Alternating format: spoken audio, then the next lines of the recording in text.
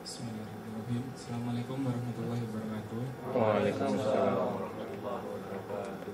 Alhamdulillahirrahmanirrahim. Puji syukur kehadirat Allah Subhanahu wa Ta'ala, karena rahmatnya hingga siang ini kita masih diberikan kesehatan, sehingga kita masih bisa menghadiri acara kajian Islam Libur Indosat. Salawat serta salam kepada Nabi Muhammad SAW serta para sahabat dan para pengikutnya. Sebelum kita memulai kajian luhur pada siang hari ini, marilah kita buka dengan bacaan basmalah. Bismillahirrahmanirrahim. Alhamdulillah, di tengah-tengah kita sudah hadir Ustadz kita, Ustadz Muhammad Zulfiqar, yang insya Allah pada siang hari ini materi kajiannya adalah The Winning Generation, A Take Lesson from Ibrahim. Kalau terjemahan bebasnya, generasi unggulan yang mengambil pelajaran dari Nabi Ibrahim SAW. Kepada Ustaz, kami persilakan.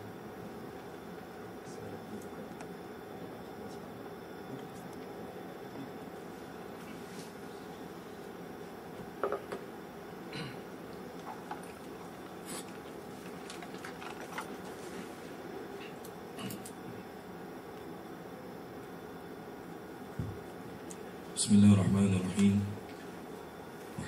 Wahaikum jami'an tahiyyatul Islam. Assalamualaikum warahmatullahi wabarakatuh. Waalaikumsalam warahmatullahi wabarakatuh. Innal hamdalillah nahmaduhu wa nastaghfiruhu wa natubu ilaih wa na'udzu billahi min shururi anfusina wa sayyiati a'malina, may yahdihillahu fala mudilla lahu wa may yudlil fala hadiya lahu. Asyhadu an la ilaha illallah wahdahu la syarika lah wa asyhadu anna nabiyyana Muhammadan abduhu wa rasuluhu la nabiyya ba'dah. Allahumma salli wa sallim ala hadzal nabiyyil karim nabiyyina Muhammad sallallahu alaihi wasallam wa ala alihi wa ashabihi wa wala. Amma ba'd. Allahumma iftah lana qulubana wa alhimna rushdana wahdina ila siratikal mustaqim. Ikhwan sekalian yang dirahmati Allah Subhanahu wa taala, puji dan syukur kita panjatkan kehadirat Allah Subhanahu wa taala, yang mana di dalam akhir-akhir dari waktu bulan Zulqa'dah ini menjadi sebuah kebaikan bagi kita. Karena sesungguhnya inilah yang dikatakan oleh Allah Subhanahu wa taala, Al-Hajju Ashhurum Ma'lumat. Sesungguhnya ibadah haji itu dilakukan dan disiarkan pada bulan-bulan yang telah dimaklumkan. Para ulama menafsirkan bahwa yang dikatakan bulan-bulan haji adalah semenjak diawali dari 1 Syawal sampai dengan berakhirnya hari Tasyrik. Jadi dalam konteks itu ada sekitar kurang lebih 69 hari. Dan inilah yang kita lihat di sebagian saudara-saudara kita yang berkesempatan dan dapat memenuhi panggilan Allah Subhanahu wa taala untuk menunaikan ibadah haji sudah mulai berangsur-angsur meninggalkan tanah air. Dan harapan kita, mereka yang akan berangkat sebagai calon duyufur rahman menjadi hamba-hamba Allah yang memperoleh haji yang mabrurah dan insya Allah selamat kembali ke tanah air dengan membawa ketakwaan di sisi Allah Subhanahu wa taala. Adapun kita yang mungkin saat ini belum berangkat, mudah-mudahan diberikan kesempatan oleh Allah Subhanahu wa taala untuk dapat menunaikannya di tahun-tahun mendatang. Amin ya rabbal alamin. Tapi kalau dilihat dari depan ini insya Allah sudah Pak Haji semua ini. Amin. Kelihatannya aja, tapi ya sebagian mungkin yang harus betul-betul diwujudkan ya.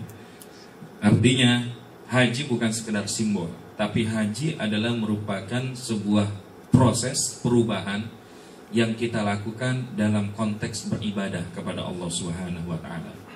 Artinya yang dimaksud perubahan di sini adalah dari kondisi kita yang sebelumnya mungkin kurang baik, maka selepas kita melakukan ibadah haji, maka kita mendapatkan sesuatu yang lebih baik. Dan esensi ini sebetulnya berlaku hampir di dalam setiap ibadah yang kita lakukan. Imma itu salat, apakah itu puasa, apakah itu zakat, dan aktivitas ibadah lainnya. Karena dengan ibadah hakikatnya kita ingin mengokohkan bentuk ketaatan kita di dalam rangka beribadah kepada Allah Subhanahu wa taala. Sehingga disinilah pemaknaan dari mana tentang visi kehidupan kita sebagai seorang manusia bisa terjawab dengan amal-amal nyata yang kita lakukan di dalam kehidupan. Sebagaimana pelajaran yang kita ambil di dalam peristiwa haji, diantaranya adalah dikatakan oleh Nabi SAW, Al-Hajjul Arafah. Haji itu adalah wukuf di Arafah. Maka wukuf di Arafah itu masuk di dalam konteks rukun haji. Jika seseorang berhaji kemudian dia tidak wukuf di Arafah, maka hakikatnya hajinya tidak sah dan dia berkewajiban untuk mengulangnya di tahun-tahun berikutnya. Dengan kata lain, apa sih yang bisa kita ambil dan pelajari daripada peristiwa wukuf di Arafah? Di antara sekian banyak hikmah yang terkandung di dalamnya adalah saat kita semenjak tergelincir matahari, insya Allah di sini kalau yang sudah pernah berangkat haji mesti akan memahami dan mengenali kondisi itu dengan sebaik-baiknya. Ya. Tapi paling tidak yang bisa kita share di dalam kesempatan yang singkat ini adalah bagaimana ketika kita wukuf di Arafah, kita memaknai tentang 3 pertanyaan penting. Ya. Yang pertama adalah dari manakah kita? Kemudian untuk apakah kita melakukan seluruh kehidupan ini? Untuk siapakah kita melakukan apa yang kita lakukan di dalam kehidupan ini? Dan yang ketiga, akan kembali kemana? Maka inilah definisi yang kita kenal dengan minallah, lillah, kemudian ilallah. Ilallah, minallah, yaitu kita dari Allah. Minallah, ilallah adalah kita melakukan segala sesuatu hanya untuk Allah, dan kembali kita akan kepada Allah Subhanahu wa Ta'ala sebagai tempat kita kembali. Maka artinya di sini terangkum bahwa Allahu ghayatuna adalah merupakan sesuatu yang harusnya dimiliki oleh setiap diri yang mengaku dirinya adalah sebagai seorang muslim. Bahwa Allah adalah tujuan kita. Bahwa bukan hanya sekedar dari mana kita berasal, kita fahami bahwa kita diciptakan oleh Allah, melakukan sesuatu itu untuk Allah, tapi juga kita akan kembali kepada Allah. Maka ketika kita kembali kepada Allah, apa yang kelak kita banggakan di hadapan Allah? Apa yang kelak bisa kita jadikan sebagai sebuah prestasi yang layak untuk dinilai oleh Allah Subhanahu wa Ta'ala? Maka itu adalah sebagian di antara sebuah alasan tentang bagaimana kita bisa menjadi the winning generation. Karena inilah yang insya Allah kita akan coba bahas. Karena sebelumnya kita sudah membahas di tahapan pertama, mungkin nanti kita akan review. Karena ketika kita menjadi seorang yang layak dikatakan sebagai winner, sebagai seorang champs, maka kita menjadi orang-orang yang insya Allah layak untuk dinilai oleh Allah Subhanahu wa Ta'ala. Karena definisi menang dan kalah, kalau menggunakan standarisasi ukuran manusia, bukan tidak mungkin, maka akan terlalu banyak parameter-parameter bias yang akan kita dapati. Hari ini manusia yang baik belum tentu besok bisa dikatakan baik dalam sebuah predikat usaha, dalam sebuah titel pekerjaan. Tapi ketika kita melakukan sebuah amal, orientasinya adalah Allahu ghayatuna, maka baik dia saat melakukannya, baik sebelum melakukannya ataupun setelah melakukannya, dialah yang dikatakan sebagai winning generation atau winner generation. Nah, oleh karena itulah, ikhwan sekalian dirahmati Allah Subhanahu wa Ta'ala, di dalam kesempatan siang hari yang singkat ini, kita akan coba melanjutkan kajian kita tentang the winning generation yang disampaikan pada awal bulan yang lalu.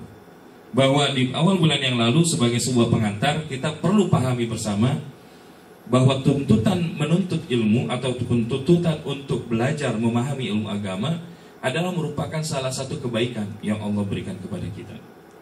Ya, makanya kalau kita sering melihat prosesi wafatnya seorang saudara-saudara kita yang muslim ataupun muslimah, mesti di saat ketika akan dibawa setelah menyolatkan, kita tanya, apakah Anda yang hadir di tempat ini menyaksikan bahwa fulan ataupun fulana adalah ahlul khair? Maka kita jawab khair. Nah, sekarang bagaimana kalau kita dalam posisi seperti itu? Tapi sementara al khair yang kita lakukan mungkin belum banyak. Maka sarana menuntut ilmu adalah salah satu al khair yang Allah Subhanahu wa Ta'ala berikan kepada kita dan dicontohkan oleh Nabi Muhammad sallallahu alaihi wasallam. May yuridillahu bihi khairan yufaqihu fid din. Barang siapa yang Allah inginkan kebaikan ada pada dirinya, maka akan difahamkan di dalam urusan agama. Rawahu Bukhari. Maka ibu sekalian, alhamdulillah ya, kalau kita lihat pengajian kita ini subhanallah ya. Kalau yang awal-awal inilah generasi ahlul khair ya. Nanti kalau makin belakang sebetulnya nanti ya ahlul khair juga gitu. Cuman kualitasnya insya Allah mungkin berbeda ya. Mudah-mudahan antum yang terbiasa beriltizam di dalam sebuah taklim tarbawiyah, taklim ilmiah, taklim Qur'aniyah, menjadi orang-orang yang juga kelak diberikan oleh Allah Subhanahu wa taala keutamaan untuk menempati jannah yang telah Allah janjikan. Karena majelis ilmu adalah juga merupakan bagian daripada taman-taman surganya Allah yang ada di atas muka bumi ya. Makanya heran kalau kita lihat ya, kalau misalkan yang datang di sini mungkin Katy Perry atau mungkin Justin Bieber, nggak usah dipublikasi, nggak usah diobrak-abrik, datang gitu ya. Tapi biar kata ustadznya bagaimana, kalau publikasinya sudah, kemudian yang lainnya sudah, tapi yang hadir alhamdulillah inilah generasi pilihan. Amin ya. Karena alhamdulillah yang hadir bersama kita ini mungkin sekitar 100 orang yang hadir ya. Insyaallah. Karena satu orang yang sabar dikatakan oleh Allah SWT di dalam Al-Quran adalah sebagaimana 10 orang. Dikatakan 20 orang yang sabar dia akan bisa mengalahkan 200 orang. 100 orang yang sabar bisa mengalahkan 1000 orang. Artinya satu orang yang sabar ini punya nilai kualitas diri lebih utama daripada 10 orang yang tidak memiliki kesabaran. Makanya ngaji ini memang butuh kesabaran. Apalagi ustadznya insya Allah lebih sabar. Karena ustadznya kadang-kadang ya mungkin bukan hanya anak, yang lain datang lebih awal. Alhamdulillah ustadz ya, kalau kita sering menghubungi, sering mendapatkan kabar, saya khawatir tadinya mungkin gak jadi ke pengajian. Kenapa? Anda udah nyampe nih jam 11, terus ditemani cuma 1 orang doang kan? Sampai 12:30 baru mulai katanya. Nah, tapi alhamdulillah kita hari ini sudah memulai untuk merevisi. Karena salah satu karakter winning generation adalah bagaimana kita harus menjadi orang-orang yang disiplin. Karena sholat mengajarkan kita disiplin. Dan sayangnya kedisiplinan inilah yang semakin hari semakin kita rasakan mulai memudar dari kebiasaan umat Islam. Maka paling tidak melalui sarana thalabul ilm ini, melalui sarana majelis ilmu ini, kita mendapatkan kebaikan sehingga kita bisa menjadi orang-orang yang betul-betul merefleksikan Islam sebagai rahmatan lil alamin. Kenapa kita perlu merefleksikan rahmatan lil alamin? Karena Allah memang menjanjikan ya. Di dalam Quran surat Ali Imran ayat 140, Allah memberikan sebuah sunnatullah, sebuah kaidah sunnatullah, di mana Allah Subhanahu wa taala berfirman, "A'udzubillahi minasyaitonirrajim, wa tilkal ayyamu nudawiluha bainan nas, wal ya'lamallahu alladhina amanu wa yattakhidha minkum syuhada." Dan masa kejayaan dan kehancuran itu kami pergilirkan di antara manusia agar mereka mendapatkan pelajaran. Nah, ayat ini salah satunya turun adalah terkait dengan kekalahan umat Islam di dalam perang Uhud. Padahal saat perang Badar, umat Islam itu baru jumlahnya 313 orang, kurang lebih, yang berangkat ke medan pertempuran berhadapan dengan 1000 orang kafir Quraisy. Hasilnya yang kita peroleh menang atau kalah? Umat Islam mendapatkan kemenangan. Namun pada prosesi perang Uhud yang tidak lama berselang dari perang Badar, di sini tentara-tentara musuh yang melawan umat Islam memiliki strategi yang menyebabkan mereka mendapatkan kemenangan, yaitu strategi bagaimana seakan-akan mereka sudah kalah. Dan strategi ini dipimpin oleh sahabat Khalid bin Walid yang saat itu belum masuk sebagai seorang muslim. Ketika umat Islam seakan-akan sudah mendapatkan kemenangan, muncullah penyakit dunia. Karena kalau zaman dulu perang itu bukan hanya sekedar membawa diri, tapi juga membawa materi, entah itu emas, entah itu kuda, entah itu wanita, dan lain sebagainya. Dan diantaranya adalah yang tergoda pasukan pemanah yang dipimpin oleh Sayyidina Ali bin Abi Thalib. Padahal Sayyidina Ali sudah mengingatkan pesan Nabi, apapun yang terjadi jangan turun. Tapi sebagian di antara sahabat pemanah yang ada di kaki bukit Uhud itu, mereka turun karena melihat bagaimana pasukan musuh seakan-akan sudah tunggang langgang. Ternyata begitu mereka turun, mereka pasukan musuh yang kelihatannya kocar-kacir sebetulnya hanya berputar. Dan mereka membagi menjadi dua bagian sehingga umat Islam berada dalam kondisi terjepit. Dan saat itulah kemudian umat Islam mendapatkan kekalahan. Maka ikhwan sekalian yang dirahmati Allah SWT, kemenangan dan kekalahan di dalam prosesi peperangan yang dihadapi oleh setiap umat Islam di setiap zaman, khususnya umat akhir zaman, adalah merupakan sebuah keniscayaan.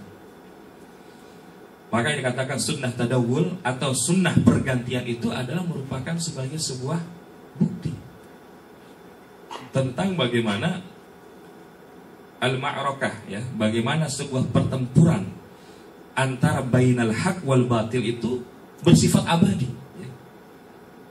Kadang-kadang yang soleh, yang baik, yang bertakwa kepada Allah dan di atas sebagai pemenang. Tapi di kala yang lain bisa jadi mereka mengalami kekalahan. Dan di dalam konteks ini, inilah yang dikatakan sebagai aksioma pergantian kejayaan. Dan kalau kita lihat, kalau itu terjadi pada zaman Nabi Muhammad SAW masih ada. Setelah sepeninggal Nabi Muhammad, kita bisa mendapati ekspansi yang dilakukan umat Islam zaman Khulafaur Rasyidin luar biasa.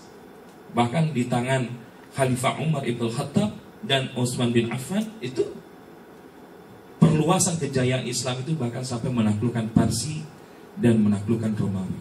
Ya, baru nanti setelah itu generasi Sayyidina Ali dan di belakangnya menaklukkan Bizantium. Artinya, bagaimana kekuatan umat Islam sepeninggal Nabi mengalami kejayaan. Tapi setelah dinasti Umayyah, dinasti Abbasiyah, dan yang terakhir adalah Utsmaniyah yang ditandai atau ditunjukkan dengan kekhilafahan ataupun kekhalifahan Turki Utsmani, itu kemudian mengalami kekalahan saat menghadapi tentara-tentara musuh yang mengatasnamakan sebagai sebuah perubahan. Karena saat itu kekhalifahan Turki Utsmani sudah mulai mengalami perlemahan-perlemahan. Dan di antara perlemahan virus yang dilakukan oleh Mustafa Kemal Atatürk adalah bagaimana meniupkan nuansa-nuansa nasionalisme sehingga tidak ada lagi kekhalifahan, yang ada adalah teritorial sebuah negara.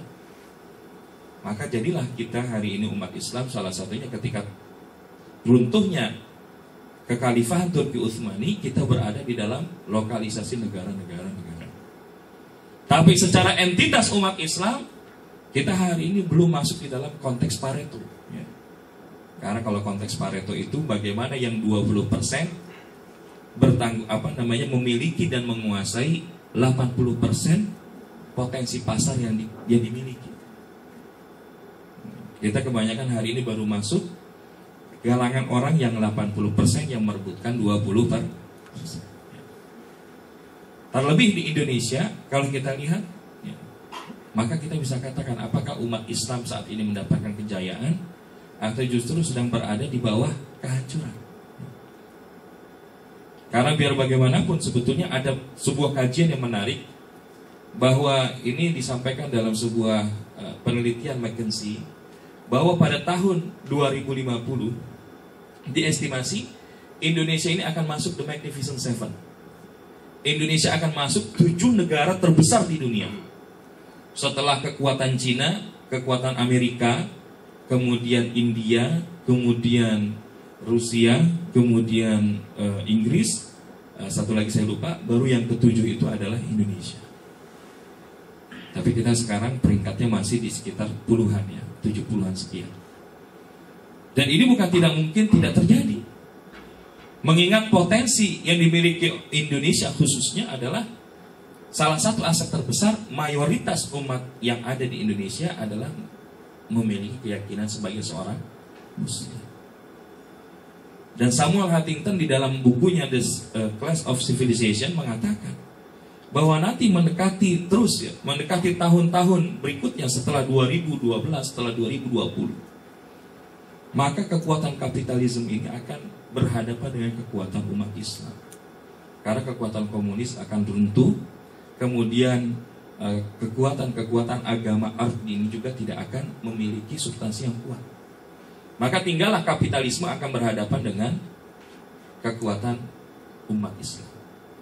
Maka ikhwan sekalian, pertanyaannya apakah kita sudah mempersiapkan diri untuk menyongsong kejayaan itu? Karena kalau kita kembalikan bagaimana hadis Nabi tentang umur umat Islam, bahwa kita sudah berada di tahapan yang keempat, yaitu tahapan di mana mulkan adan, artinya raja yang diktator menguasai peradaban dunia. Tapi kita sedang menuju mekanisme umur umat Islam yang kelima, yaitu khilafah ala minhaj nukhbawiyah. Nah, tinggal pertanyaannya, apakah kita siap menyongsong aksioma kejayaan itu tadi? Ya. Dan Allah sebetulnya menjadikan kemenangan dan kekalahan di antara umat Islam itu supaya Allah ketahui mana orang-orang yang beriman dan supaya menjadikan kalian gugur sebagai syuhada. Jadi kalau hari ini kemudian ada di antara umat Islam yang menghadapi ujian, kemudian mereka berpegang teguh kepada keyakinannya sebagai seorang muslim, maka Allah menilai mereka sebagai orang-orang yang benar-benar beriman. Dan kematian mereka bukan sia-sia, kematian mereka sebagai syuhada. Maka ikhwan sekalian dirahmati Allah Subhanahu wa taala, kemenangan itu pasti datangnya dari Allah Subhanahu wa taala.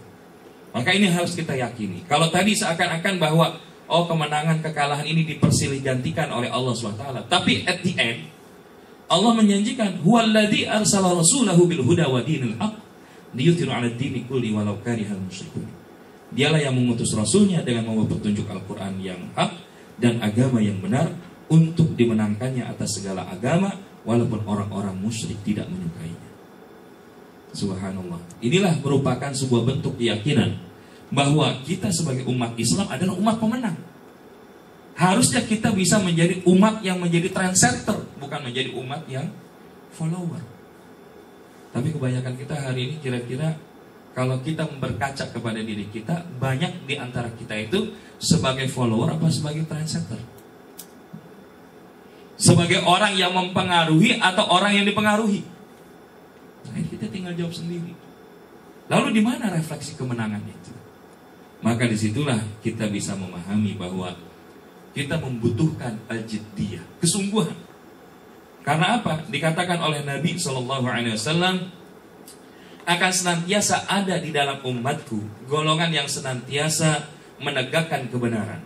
Musuh-musuh mereka tidak mampu membahayakan mereka saat Allah menentukan urusannya. Jadi di sini ada komitmen dari Nabi SAW bahwa Nabi memberikan busyra, memberikan kabar gembira, memberikan sebuah visi kepada kita, bahwa ketika kita konsisten, ketika kita istiqomah menegakkan kebenaran, maka musuh-musuh itu tidak akan mampu membahayakan mereka saat Allah menentukan urusannya. Dan inilah yang kita lihat, innocence of Muslim baru kemarin kejadiannya. Tapi efeknya apa? Orang berebut nyari Al-Quran dan belajar Al-Quran. Mengenai info terakhir Ronaldo masuk ke dalam Islam, Allahu a'lam. Ini perlu diperiksa validasinya benar apa enggak gitu kan. Tapi yang jelas dia mengecam film Innocence of Muslim. Ya, padahal ya, memang kalau kita lihat basic Spanyol ini kan Andalusia, ya, dimana dulu pernah ada pengaruh-pengaruh kejayaan Islam di sana. Bukan tidak mungkin. Dan ikhwan sekalian, ini adalah bukti nyata. Semakin orang membenci Islam, semakin orang memusuhi Islam, semakin Allah menunjukkan kejayaan dan kemuliaannya. Dan ini memang janji Allah di dalam Al-Quranul Karim. Yuriduna liyutfi'u nurallahi biafwahihim wallahu mutimmu nurihi walau karihal musyrikun. Bahwa banyak di antara orang-orang yuriduna liyutfi'u nurallahi biafwahihim. Banyak orang di antara musuh-musuh Islam ini ingin memadamkan cahaya agama Allah, baik dengan perbuatan, perkataannya. Tapi yang terjadi justru Allah malah menyempurnakan cahayanya. Walau karihal kafirun. Walaupun orang-orang kafir itu membencinya. Ya, fillah rahimakumullah, Bapak Ibu sekalian dirahmati Allah. Maka oleh karena itu tugas kita setiap muslim adalah berusaha menjadi jembatan penghubung antara realita dengan idealita yang tadi sudah kita sampaikan. Dan di antara mekanisme jembatan atau bridge antara idealita yang sudah dipaparkan baik dari ayat-ayat Allah maupun penjelasan dari Nabi Muhammad SAW dengan realitas kita umat Islam hari ini, maka kita perlu menggali sumber-sumber yang pernah menunjukkan bagaimana idealita itu kemudian betul-betul menjadi sebuah kenyataan. Dan salah satunya adalah ketika kita melihat tentang kisah Nabi Ibrahim alaihi salam. Jadi alhamdulillah ya. Jadi ini sebetulnya sebuah pengantar sambil nunggu teman-teman yang lain. Jadi kajiannya baru mulai sekarang gitu ya. Karena nanti insya Allah jam 1 ada kajian yang lain gitu kan. Tapi ikhwan sekalian yang dirahmati Allah, karena waktu kita singkat, maka bagaimana kita bisa menjadi orang-orang yang masuk ke dalam bagian jembatan penghubung antara realitas kondisi kita hari ini dan idealita yang kita harapkan, di mana itu sudah diproklamirkan oleh Allah SWT dan juga diperjelas daripada hadis-hadis Nabi Muhammad SAW. Tapi kita hari ini tidak akan membahas tentang lanjutan dari yang kemarin, karena ibarat sebuah mobil, kalau memang kita ingin mencapai tujuan itu dengan baik, mencapai tujuan itu dengan lebih cepat, maka kalau mobil ingin mencapai tujuan dengan baik dan cepat, mau nggak mau dia harus tekan gas ya. Masih ingat ya teori gas? Apa itu gas? Yang pertama adalah Great Achievers. Kemarin sudah kita bahas, landasannya Al-Imran surah 17. Orang yang dikatakan Great Achievers itu adalah as-sabirina was-sadiqina wal-qanitina wal-munfiqina wal-mustaghfirina bil ashar. Nah, ini saya tidak akan bahas lagi. Tapi inilah yang kita katakan orang yang layak menjadikan Great Achievers itu adalah mereka yang sabar, mereka yang benar, mereka yang taat, mereka yang menafkahkan hartanya di jalan Allah dan senantiasa memohon ampunan di waktu sahur. Nah, mereka inilah, mereka karakter orang-orang yang dikategorikan Great Achievers. Ya, contoh-contohnya bisa kita lihat bertaburan baik dalam kisah-kisah Nabi Muhammad SAW ataupun Nabi-Nabi sebelumnya, termasuk juga kepada orang-orang setelahnya, masa Khulafaur Rasyidin beserta salafun saleh. Hewan sekalian yang dirahmati Allah, kalau tadi G-nya adalah Great Achievers, yang A-nya, E-nya adalah always care to others. Jadi kalau kita ingin tancap gas, bukan hanya antara hubungan vertikal dengan Allah yang kita perbaiki, tapi bagaimana hubungan horizontal dan sosial itu juga kita kembangkan. Dan cara mengembangkan itu adalah dengan apa? Kita memiliki kepedulian terhadap orang-orang lain selain daripada diri kita. Kalau kita selalu berbicara aku, dan aku, maka hakikatnya mungkin keberhasilan yang kita capai di dalam mewujudkan idealita itu akan sedikit. Tapi kalau kita merangkul lebih banyak orang, maka sebetulnya inilah yang dikatakan sebagai sebuah peradaban. Maka untuk membentuk kepribadian yang peduli kepada orang lain, bagaimana? Salah satunya adalah forgiving soul, salamatus sadar. Dan kalau kita lihat ada tulisan yang menarik dari Ustadz Anis Mata. Kalau kita bicara tentang kondisi umat Islam hari ini, maka harusnya kita bisa belajar tentang dari kisah Nabi Musa, kisah Nabi Sulaiman, kisah Nabi Yusuf ya. Karena pada saat Nabi Musa, bagaimana Nabi Musa ini berada sebagai bagian dari minoritas ya. Tapi kemudian pada episode Nabi Yusuf yang pada konteks saat itu dimasukkan dalam penjara, bermusyarakah, bekerja sama dengan pimpinan saat itu, dan akhirnya berakhir sebagai seorang raja. Ada juga kisah Nabi Sulaiman yang dia memang kemudian oleh Allah Subhanahu wa Ta'ala ditakdirkan menjadi salah seorang raja. Dan diantara doa yang luar biasa yang disampaikan, ya Allah, anugerahkan kepadaku kerajaan yang tidak diberikan lagi kepada orang-orang setelahku. Makanya kerajaan Nabi Sulaiman itu bala tentaranya bukan hanya manusia, tapi juga kalangan bangsa jin, bahkan makhluk hidup yang lain termasuk binatang. Kendaraannya bukan sembarang kendaraan. Kalau hari ini orang bangga naik Volvo ya, naik Mercedes-Benz, Nabi Sulaiman biasa aja naik angin. Orang kita baru pakai punya Velfire aja langsung digembar-gemborkan gitu ya. Kemarin ada artis ya tadi pagi. Walaupun niatnya untuk keluarga dan lain sebagainya, sebetulnya pertanyaannya apakah layak di tengah banyaknya masyarakat duafa yang hari ini mereka makan masih susah, kesehatan masih dirasakan sulit, Tapi ada segelintir orang yang bisa menikmati hal-hal seperti itu. Maka ibu sekalian, yang kita ingin maksudkan adalah Nabi Sulaiman itu luar biasa. Walaupun kemudian diberikan kerajaan yang demikian dahsyat oleh Allah SWT, maka dia selalu mengatakan haza min fadli rabbi. Ini adalah kelebihan yang Allah berikan kepada. Dan yang diberikan kepada Nabi Sulaiman gak tanggung-tanggung. Selain kerajaan, juga adalah pasangan.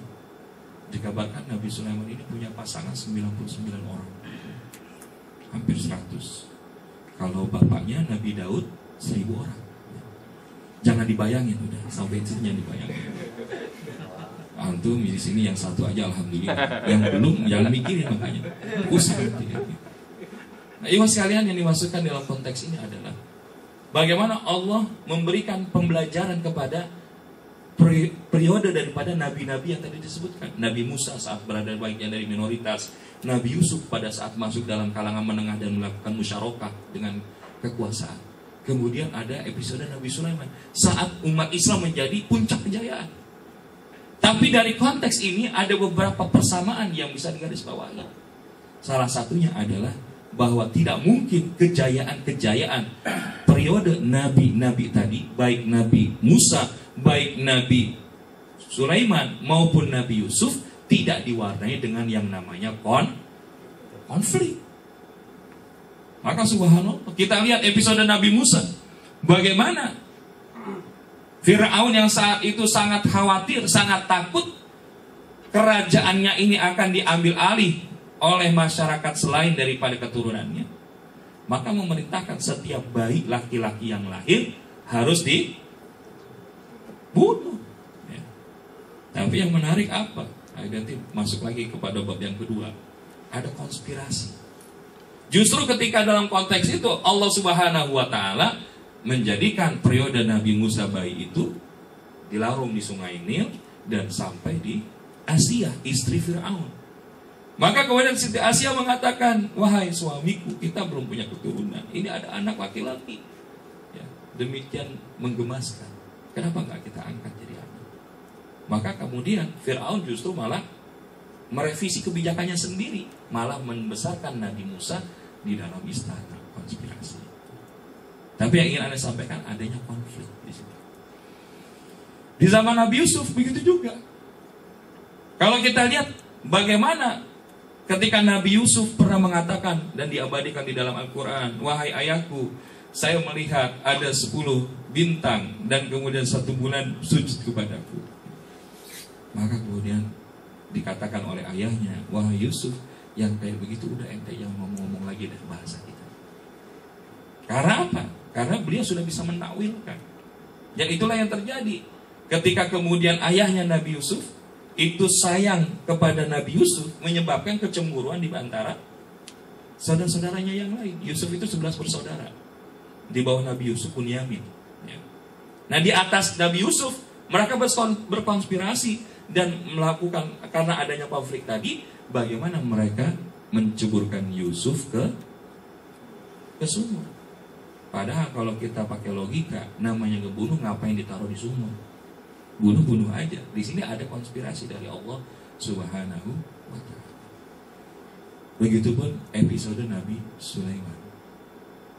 Karena ketika kita lihat, ya Nabi Sulaiman alaihissalam ketika wafat itu tidak ada yang mengetahuinya selain daripada tongkatnya sendiri yang kemudian lapuk dimakan rayap. Dan ini adalah merupakan bagaimana gambaran kompleksitas kepemimpinan Nabi Sulaiman di dalam kerajaannya itu luar biasa. Maka di dalam konteks konflik-konflik tadi, sebetulnya kembali kepada diri kita, bahwa hal yang harus dipahami sebagai seorang muslim adalah kita memiliki yang namanya salamatus sadar, berlapang dada daripada kejadian-kejadian, daripada keadaan-keadaan yang mungkin ini tidak selamanya membahagiakan kita. Tapi ini tentu dipahami bukan sebagai pasrah yang fatalistik, tapi adalah sebagai bagian daripada proaktif. Salamatus sadar paling tidak adalah kita berupaya melapang dada terhadap sesama umat Islam. Jangan kita, kalau kita lihat hari ini, di antara konflik yang gak pernah selesai adalah penentuan sidang satu Syawal. Tapi padahal ya kenapa? Kalau 1 Syawal udah jelas, maka insya Allah Idul Adha nggak ada kesulitan. Ya. Karena Idul Adha sebetulnya patokannya lebih kepada ru'yat yang sifatnya global. Jadi kalau udah wukuf di Saudi, ya udah masuk. Beda kalau misalkan Idul Fitri dan lain sebagainya. Namun ala kulli hal kita tidak membahas kesannya, tapi perbedaan di antara umat hari ini karena mereka nggak punya salamatus sadar. Dan refleksi salamatus sadar itu adalah di dalam pribadi dengan memaafkan. Dan ini ada sebuah kata yang menarik, bahwa forgiveness isn't something we do for others. Memaafkan itu bukan sesuatu yang kita lakukan untuk orang lain. We do it so we can get well and move on. Kita melakukan itu supaya kita kemudian cepat membaik dan kita bisa bergerak lagi. Kalau kita hari ini terjebak kepada yang namanya dendam, yang terjebak kepada rasa tidak suka, itu sebetulnya yang menghambat kita untuk menjadi orang-orang yang sukses. Karena kita lihat, wah, ada orang baru, lebih muda, gajinya lebih tinggi, wah, ini pasti pakai macam-macam, pakai ilmu kodok kan itu. Tahu ilmu kodok? Sikut kanan, sikut kiri, injek bawah, jilat atas. Nah itu ilmu kodok. Tapi intinya adalah dia nggak suka kalau ada orang lain lebih sukses daripada diri dia. Kecuali kalau memang itu dilakukan dalam jalan yang sudah jelas nggak benar. Maka bagaimana cara kita merubahnya? Nah, ikhwan sekalian yang dirahmati Allah SWT, begitupun dalam konteks ibadah. Maka kita kadang-kadang menjadikan satu pendapat itu sebagai sebuah pandangan miring. Salah satu contoh dalam konteks Indonesia adalah ketika dulu fatwa Ajinomoto itu haram, ya. Maka ada keturunan yang dikatakan keturunan Habib gitu. Ya, wah ini ulama-ulama di MUI ini pasti nggak dapat duit nih. Sebentar bilang haram, sebentar bilang halal. Padahal pada proses penentuan sebuah bahan makanan itu halal atau tidak, MUI melalui rangkaian proses. Dan setiap 2 tahun itu selalu diperiksa ulang. Awalnya Ajinomoto itu menggunakan kalau tidak salah apa itu polymecton atau polyfecton ya, yang masih daripada enzim dari sapi. Tapi dalam perjalanannya karena ini terasa biayanya gede, sementara untungnya nggak banyak, diganti lah dengan enzim dari babi. Ya, kalau Profesor Huzaimah di UIN itu bilang, karena dia salah satu bagian, nama virusnya apa, nama enzimnya itu apa tuh, Bakutus Syaiton atau apa. Tapi kemudian ya diplesetkan di dalam sidang MUI, nama enzim yang dihasilkan babi itu back to Syaiton. Jadi kembali kepada setan. Nah kemudian diperiksalah, ada sidak dilakukan oleh MUI, diperiksa segala macam. Akhirnya ya kalau memang itu ada ditemukan dari enzim babi, ya sudah haram. Ya. Namun karena kemudian produsen tadi sudah menyediakan stok yang banyak, untuk dibakar semua juga mereka mungkin akan kolaps, maka sebagiannya dieksporlah kepada negara-negara yang menjadikan babi itu tidak haram bagi mereka. Tapi kemudian prosesnya setelah diperiksa kembali, barulah ditemukan di situ sudah halal. Nah, maka di sini kadang-kadang karena ketidaktahuan kita mudah menjudge orang lain itu salah, menjudge orang lain itu tidak benar dan sebagainya. Sehingga kita sulit untuk bergerak. Nah, ikhwan sekalian yang dirahmati Allah, nah ini salah satu bentuk kepedulian pada orang lain yang kita bangun adalah dengan memiliki jiwa pemaaf atau berlapang dada. Kemudian yang kedua adalah bagaimana kita senantiasa ihtimam di amri muslim. Harusnya kita ada muslim insight ya. Jadi di sini bukan core to duo lagi, tapi care to people. Care to people. Kalau yang di ayat itu udah senyum-senyum aja ini. Karena mungkin jarang prosesor ini. Tapi harus prosesor ini ada pada kita. Bagaimana kita punya kepedulian sama orang di luar kita. Karena apa? Malam yahtamam bi amril mu'min falaysa minhum. Orang yang nggak peduli dengan urusan orang Islam lainnya bukan golongan dari umat Islam. Maka insya Allah nanti mungkin di belakang tuh ada kencang, nggak tahu ya. Tapi walaupun nggak ada omongan, itu bentuk kepedulian kita sama orang lain. Mungkin buat teman-teman sehari jajan 100.000 itu mungkin udah kayak buang air gitu. Sekarang masukin tuh di kotak belakang itu nanti ya. Jadi kalau dikasih kenceleng sehari 100.000 ya sebulan alhamdulillah kan udah ada 3 juta gitu. Insya kalau dia tadi depan kan penghasilan rata-rata 10 koma kan. Biasanya setelah tanggal 10 terus koma kan. Kalau sekalian dirahmati Allah, nafi'an li ghairi.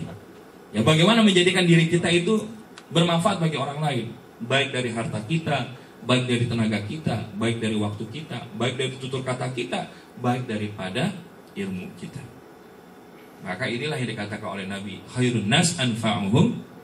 Orang yang paling bermanfaat orang kepada orang lain, itulah manusia terbaik. Sekarang pertanyaan, apakah diri kita sudah jadi manfaat? Gak usah bicara jauh. Yang udah nikah sudah belum jadi manfaat bagi istrinya? Yang istri sudah jadi manfaat belum bagi suaminya? Yang jadi suami istri sudah jadi manfaat belum buat anaknya? Yang belum nikah sudah jadi manfaat belum bagi orang tuanya? Kadang orang tuanya udah lanjut usia, nah kapan kamu nikah? Padahal mama sudah pengen gendong-gendong cucu gitu. Tapi jangankan cucu, ya calonnya aja belum ada gitu. Nah ibu sekalian dirahmati Allah SWT, care to people. Jadi bagaimana menjadikan seluruh potensi yang kita miliki itu bisa menjadi manfaat bagi orang lain. Dan yang ketiga adalah altruistic behavior, alita. Ya. Karena kalau kita tadi sudah bisa membuka berlapang dada menjadi jiwa pemaaf, kemudian kita punya peduli kepada orang lain, tinggal kita naikin derajatnya menjadi pribadi yang lebih alita, mendahulukan kepentingan orang lain daripada kepentingan dirinya. Nah hari ini kita udah bisa apa belum kayak begitu? Rasa-rasanya masih susah. Kisah al-ithar ini sudah banyak, diantaranya di zaman sahabat Nabi itu ya, ketika dalam sebuah peperangan selesai, ada seorang bawa logistik berupa minuman, baru mau dituangin kepada orang yang dikenalnya, baru mau dituang didengar ada suara yang lain, oh tolong geser aja ke orang sana. Begitu digeser orang yang kedua, baru mau dituangkan air, terdengar teriakan, oh yang teriakannya butuh lebih banyak daripada saya. Sampai ke orang ketiga ternyata sudah syahid. Balik lagi ke orang kedua udah syahid. Balik lagi ke orang pertama udah syahid. Tapi kalau kita hari ini, ya Masya Allah, kalau kita lihat gadget yang terbaru, apa namanya, ya, apapun bentuk gadgetnya kayaknya murah buat kita itu. iPad 3 8 juta murah ya. Galaxy Tab ya, Note dan segala macam 8 juta murah. Tapi kambing 2 juta mahal. Betul apa enggak? Betul apa enggak? Kita kalau nggak pakai bebek terbaru kayaknya hina banget. Tapi kalau kita korban cari yang paling murah. Ustadz nawarin tinggi amat kambing 17,5. Itu aneh lihat di koran ada yang 1 juta, Ustadz nyatut 7,5. Cari aja sendiri sekarang. Mas kalian dirahmati Allah, ini realita yang harusnya kita rubah menjadi ideal. Kita masih mendahulukan kepentingan kita itu tadi. Kita kalau nggak pakai ini rasanya kita kurang. Tapi giliran untuk kepada orang lain justru kita nggak melakukan apa-apa. Nah minimal melalui al-ithar ini kita bisa menjadi pribadi-pribadi yang memiliki kepedulian kepada orang lain. Dan salah satunya kepedulian itu dibangun dalam ibadah Maka insya Allah mudah-mudahan yang hadir di tempat ini minimal kurbannya 1 ekor sapi, amin. Sapinya sapi limusin, amin. Ya Rabbal. Tinggal nanti kalau mau beli bisa nanya aneh kan gitu. Ya maksudnya nanya doang kan nggak salah kan ya. Aneh nggak bilang aneh jual kan nanya. Ya sekarang ini rahmati Allah Subhanahu Wa Taala. Nah kalau tadi gas, ya. Great achievers always care to others. S-nya adalah spiritual happiness. Jadi kalau tadi vertikalnya udah oke, horizontalnya sudah bagus, maka mudah-mudahan yang menjiwai daripada itu adalah bagaimana kita bisa mendapatkan spiritual happiness. Dan itu bisa kita peroleh dengan cara apa? Ultimate of syukur. Rasa syukur yang mendalam. Nah, jadi secuil daripada Nabi Ibrahim kita belajar, walaupun belum masuk. Karena slide Nabi Ibrahim ini ada sekitar 15 slide-nya. Jadi ini baru pengantar yang kedua gitu. Sebelum belajar dari Ibrahim, baru nanti setelah ini ada pembahasan lebih dalamnya. Tapi yang ingin Anda sampaikan adalah bagaimana di dalam konteks Nabi Ibrahim kita bisa belajar untuk menjadi winning generation itu tadi. Ya. Nanti teman-teman bisa lihat di dalam surat An-Nahl ayat 120 sampai 122. Kemudian juga di dalam surat Ibrahim, ya, bagaimana di situ diajarkan mendidik anak. Karena doa yang diminta oleh Nabi Ibrahim itu kan, Rabbana inni askantu min zurriyati biwadin ghairi zi zar'in 'inda baitikal muharram. Rabbana liyuqimus salah فاجعل أفئدة من الناس تهوي إليهم وارزقهم من الثمرات لعلهم يشكرون. Nah ini doa Nabi Ibrahim. Yang kata Imam Al-Ghazali, kalau kita ingin mendidik anak, ini pakai konsep ini. Kalau di sini insya Allah yang udah punya anak, mudah-mudahan bisa diterapin. Yang belum punya anak, mudah-mudahan jadi bank data memori. Apa yang bisa kita bangun dari anak-anak kita supaya mereka bisa menjadi winning generation lebih baik daripada generasi kita? Yang pertama Nabi Ibrahim ngajarin, yaitu Rabbana liyuqimus shalah. Ya Allah, jadikanlah generasi keturunanku menjadi generasi keturunan yang menegakkan sholat. Jadi kalau kita ingin melahirkan winning generation, sholatnya diperbaiki. Terlebih kepada anak-anak kita. Dan anak-anak kita adalah refleksi daripada cerminan diri kita. Kalau kita sholatnya males-malesan, jangan salahkan kalau anaknya males. Dan kita yakin janji Allah bahwa sholat mencegah perbuatan keji dan ya sekalian dirahmati Allah. Yang kedua, kata Allah Subhanahu wa ta'ala di dalam doa Nabi Ibrahim itu tadi adalah faj'al af'idatan minan nasi tahwi ilaihim. Ya Allah, jadikanlah umat manusia itu condong kepada generasi keturunan setelahku. Dan seseorang itu menjadi condong adalah ketika seseorang itu memiliki akhlak. Artinya akhlak yang menyebabkan seseorang itu dicintai atau dibenci.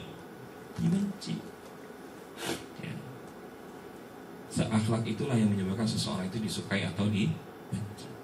Maka jadi setelah pendidikan akidah dan ibadah melalui sholat, yang kedua adalah atau yang ketiga, bagaimana kita menanamkan akhlak yang baik kepada anak-anak kita. Barulah yang ketiga yang di dalam doa Nabi Ibrahim tadi adalah warzuqhum minat tamarati la'allahum yashkurun. Baru Nabi Ibrahim minta materi, ya Allah, anugerahkan rizki berupa buah-buahan kepada mereka dan supaya mereka menjadi orang yang bersyukur. Nah ini ultimate of syukur. Makanya di dalam surat Ibrahim kita banyak dapat la in syakartum la azidannakum wa la in kafartum inna azabi lasyadid. Dan ciri Nabi Ibrahim lainnya adalah syukur li an'umi. Li un'umi kalau tidak salah di dalam ayat 121-nya. Bahwa pribadi Nabi Ibrahim ini bersyukur dengan apa yang diberikan oleh Allah kepada. Dan ini yang diajarkan kepada keluarganya, baik itu kepada Bunda Hajar dan Ismail ataupun Bunda Sarah dengan Ishak. Sehingga lahir dari generasi keturunan beliau ini, dari keturunan Nabi Ishak, nabi-nabi dari kalangan Bani Israel, Nabi Ishak, Nabi Yakub, kemudian Nabi Yusuf, ya, Nabi Daud, terus sampai dengan Nabi Isa alaihissalam. Dari Nabi Ismail turun zuriyah hingga sampai kepada Nabi Muhammad sallallahu alaihi wasallam. Dan ini juga bagian dari doa beliau, ya, doa beliau di surat Al-Baqarah 169 kalau tidak salah. Ya Allah, nanti jadikan ada keturunanku yang berada di tengah umat yang bodoh dan seterusnya. Kemudian dijawab oleh Allah dalam surat Ali Imran bahwa kemudian diutus Nabi Muhammad sallallahu alaihi wasallam. Ya, sekalian dirahmati Allah, maka untuk mewujudkan rasa syukur itu paling tidak dua hal yang bisa kita lakukan, yaitu bagaimana kita memiliki semangat untuk memberi dan semangat untuk terus belajar. Semangat untuk memberi bukan hanya sekedar di medan kata-kata, tapi bagaimana kita memberikan dalam sebuah medan amal. Dan kekuatan untuk belajar adalah tidak berhenti. Jangan kemudian Ya, ketika antum merasakan kesulitan dalam hal masalah pendapatan, ngajinya nggak semangat. Gitu. Tapi kalau giliran udah mau dapat bonus, baru ngajinya semangat. Atau kebalik. Ya. Pas giliran lagi nggak sering dapat bonus, ya gaji banyak kurangnya, rajin ngaji. Tapi kalau pas dapat bonus, gajinya naik, jarang ngaji. Kira-kira masuk yang pertama, yang kedua ya? Tapi insya Allah dilihat dari depan ini ahli yang istiqomah semua. Amin. Ya Rabbal. Sehingga the power of giving dan power of learning ini adalah refleksi daripada kesyukuran kita kepada Allah Subhanahu wa taala. Mungkin ini yang bisa Anda sampaikan karena ada agenda lainnya yang akan disampaikan oleh teman-teman. Mungkin kajian ini mudah-mudahan bisa menjadi sebuah kajian yang berkesinambungan supaya ketika kita memulazamahkan, mendawamkan bahwa kita adalah memang generasi pemenang, bahwa kita adalah khairul ummah, dan kita mengkajinya melalui apa-apa yang Allah firmankan dalam Al-Quran dan dicontohkan oleh Nabi SAW, kita tergerak untuk merefleksikan hal itu. Sebagaimana Sultan Muhammad Al-Fatih yang menaklukkan benteng Konstantinopel. Ya. Bagaimana generasi-generasi sebelum kita yang mereka kemudian merasa terbangun keinginannya untuk menjayakan umat Islam. Sebagaimana Syekh Abdul A'la Al-Maududi, sebagaimana Syekh Sayyid Qutb rahimahullah, Ustaz Syekh Hasan Al-Banna rahimahullah, Imam Al-Ghazali dan lain sebagainya. Mereka berupaya mewujudkan dan merealisasikan idealita bahwa umat Islam adalah sebagai umat pemenang. Mudah-mudahan apa yang kami sampaikan ada manfaatnya, insya Allah. Jika berkenan mungkin kita akan lanjutkan. Sebetulnya ini tadi, ini baru masuk belajar dari Ibrahim. Tapi karena waktunya yang tersedia memang tidak memaksimalkan untuk kondisi ini. Namun mudah-mudahan apa yang tadi Anda sampaikan sedikit banyaknya bisa kita garis bawahi bahwa salah satu cara untuk menjadikan kita sebagai generasi pemenang adalah belajar kepada generasi sebelumnya yang sudah membuktikan mereka layak disatakan sebagai generasi pemenang. Hadanallahu wa iyyakum ajma'in. Al-haqqu min rabbika fala takuna minal mumtarin. Subhanakallahumma bihamdika asyhadu an la ilaha illa anta astaghfiruka wa atubu ilaik. Wassalamualaikum warahmatullahi wabarakatuh. Waalaikumsalam warahmatullahi wabarakatuh. Jazakumullah khairan katsiran Ustaz. Terima kasih atas pemaparan tausiahnya. Seperti yang diinformasikan tadi, memang ada agenda acara berikutnya. Jadi untuk sesi tanya jawab ditiadakan dan kita cukupkan sampai sekian untuk kajian zuhur kali ini. Kita tutup dengan bacaan hamdalah. Alhamdulillah.